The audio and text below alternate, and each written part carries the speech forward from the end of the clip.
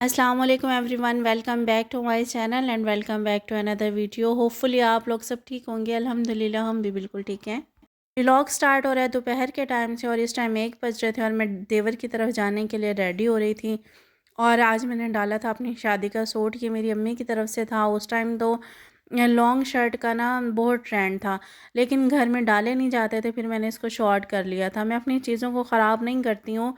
ये suit as it is पड़ा हुआ है, इसकी कोई भी इसके अंदर ना ख़राबी या फिर मसला नहीं है और पहनने से ऐसा लगता है कि आज ही न्यू परचेज़ किया है। मैं अपनी चीज़ों को बहुत सँभाल के रखती हूँ और ये जस्ट मैंने कटिंग करते टाइम इसमें थोड़ी बहुत गड़बड़ की है, लेकिन सूट मेरा ऐसा क्या ऐसा फ्रेश पड़ा हुआ है।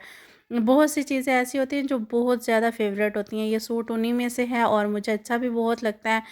आज देवर की तरफ जाने के लिए रेडी हुई तो मैंने इसी को निकाल के प्रेस किया। प्रेस तो किया हुआ था, जस्ट हल्की-फुल्की सी सलवटें थी, उन्हीं को दूर करना था। ख़ैर आज मैं आपसे अपनी आफ्टरनून से लेकर इवनिंग तक की रूटीन शेयर करूँगी। आज मैं आपसे गाँव की रूटीन, गाँव की शाम और गाँव का माहौल आप लोगों से शेयर करूँगी। होपफुली आपको पसंद आए। अगर पसंद आए तो लाइक, शेयर और सब्सक्राइब ज़रूर कीजिएगा।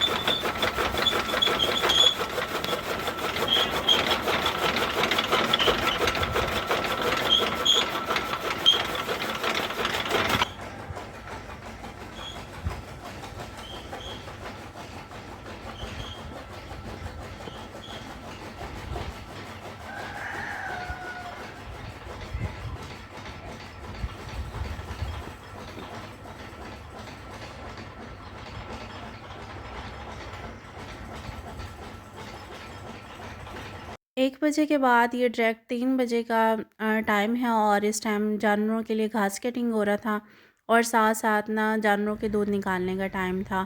और इस टाइम ससुर ना डेली दूध निकाल लेते हैं क्योंकि ये हमारे फिर चाय का टाइम भी होता है।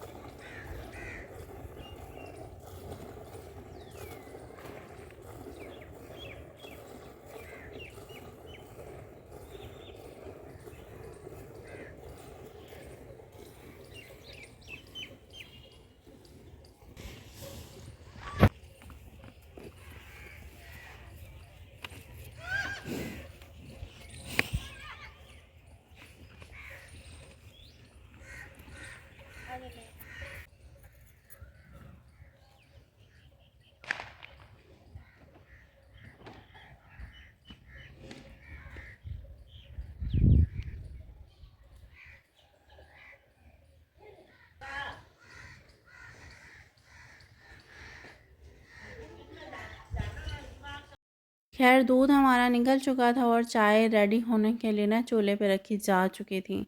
चाय मैं बना रही थी और रोटियां जो थी वो बना ली थी, खाना खा रहे थे बैठ के सब और साथ-साथ चाय बन रही थी। अपनी चाय लेके मैं रूम में आ गई थी सुकून से पीने के लिए और बाकी सबकी जो चाय थी ना उनको दे दी थी। कोई बाहर पी लेता है, कोई चूल्हे के पास पी लेता है।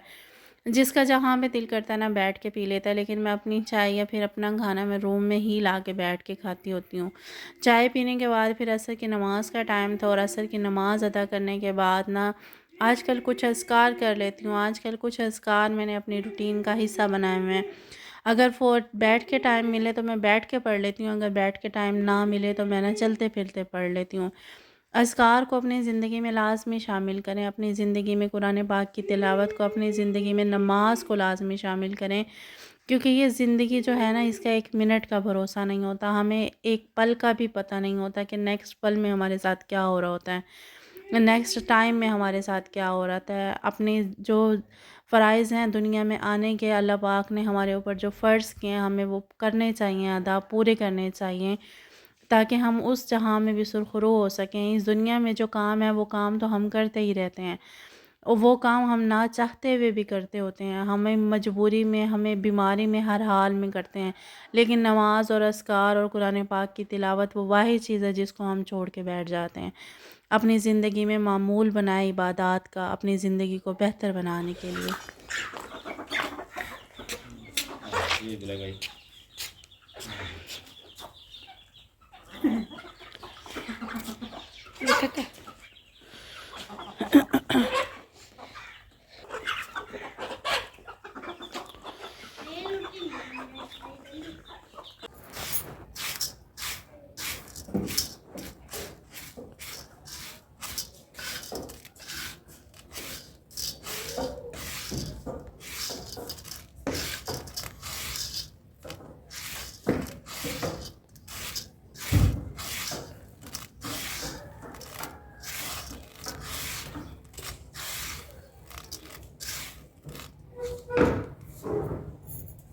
ये थी मेरी आज 1 बजे से लेकर शाम ना 6 बजे तक की रूटीन। उसके अंदर चाय बनाई, घास कटिंग किया, दूध निकाला, शाम के बर्तन वॉश हुए, शाम की झाड़ू लगाई और फिर उसके बाद शाम के खाने की बारी थी। और आज जो था खाना वो लेट बनेगा क्योंकि सब्ज़ी लेके नहीं आए थे, भूल गए थे।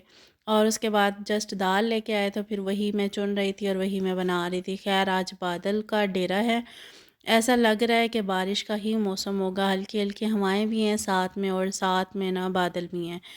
ख़ैर मैं दाल चुनाई कर रही थी और साथ-साथ खा सालन बनाती रहूँगी, आटा गूँध लूँगी और फिर मगरिब की नमाज़ का टाइम हो जाएगा।